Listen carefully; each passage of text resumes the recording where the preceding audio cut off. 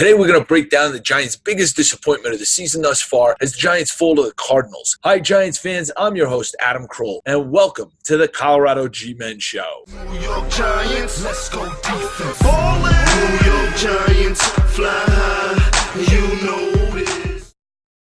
The Giants' D gives up scores on each of the first three possessions for a quick 17-0 hole as the offense couldn't get out of its own way, throwing an interception on the first possession and 3 and out on the second. Finally, the Giants mount a 79-yard drive where after the first play, they get plays of 20 yards, and a beautiful 28-yard touchdown pass to Rhett Ellison that reminded me of Kevin Boss. The Cards muff the return, have a 3 and out, and the Giants block the punt for a touchdown. And just like that, the Giants are back in the game at 17-14. In the second half, the Giants go 3 and out, and Daniel Jones has one of his 3 fumbles of the day. The Cards pick up the touchdown off of the ensuing possession that proves to be the game winner. The bottom line, the defense gave up a string of scoring drives as we've seen earlier losses in the season. They did step up after the first 3 possessions, only giving up 10 yards off of turnovers and forcing 5 punts on all other possessions. The offense sputtered with a few glimmers, but Daniel Jones was responsible for the interception and 3 fumbles, 2 of them lost. On the offense, the offensive line must have made Dave Gettleman cringe. I know they sickened me. With Daniel Jones, let's not throw this baby out with the bathwater. People are comparing Daniel Jones to Dave Brown. Both are Duke products. Let's settle down. The kid's a rookie, and he's making rookie mistakes. Also, give the Cardinals defense credit. They weren't good at anything else but getting after the quarterback, and they did just that and made it look easy. On defense, whatever good the D did last week against the Patriots did not carry over. Starting the game in a 17-0 hole because this unit couldn't stop the Cardinals' backup running back Chase Edmonds, who had a career day. He had 1 rushing touchdown coming into the game and added another 3. As much as I want to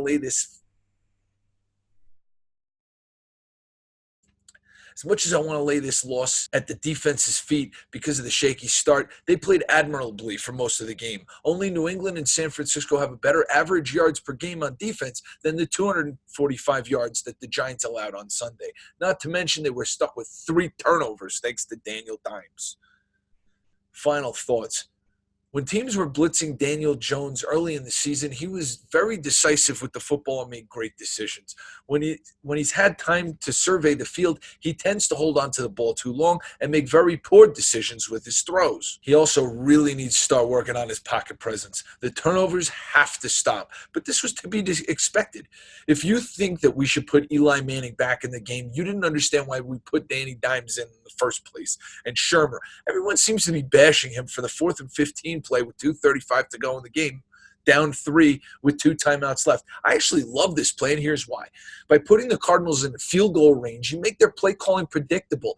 Arizona played right into this narrative all too well, with Kyler Murray gifting us time by running out of bounds. I'm much more upset with the 4th and 2 he didn't go for last week, down 2 touchdowns with 6:58 to go with a gassed D.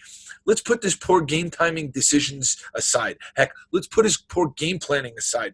The challenge on the pass interference is with the biggest shock to me. Shermer, the NFL's front office sent you a very clear message last week that you shouldn't challenge pass interferences. Why are you challenging pass interference? The league sends messages through actions of the referees as to what calls are being enforced strictly and which ones can be called loosely. These are usually subtle, and the good coaches pick up on where you can take advantages of shades of gray. The call against Tate last week was overt.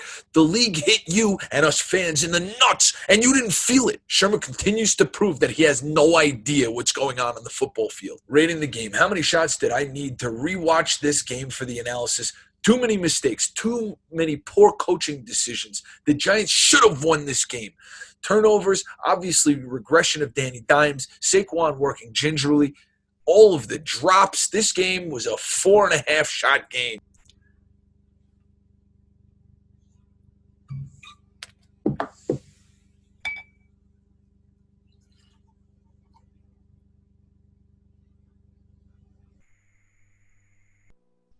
Giants are up against the Lions on Sunday. To find out more about that game, look for the preview video on Saturday morning. Thank you, everyone, for watching the Colorado G-Men Show. Come join us at our new home in Ralphie's in Boulder, the Tavern and Platt Park in Denver, to watch every game. And don't forget to subscribe for more hoopla, and go Giants. Oh, man. And this friggin' guy can't make a field goal anymore.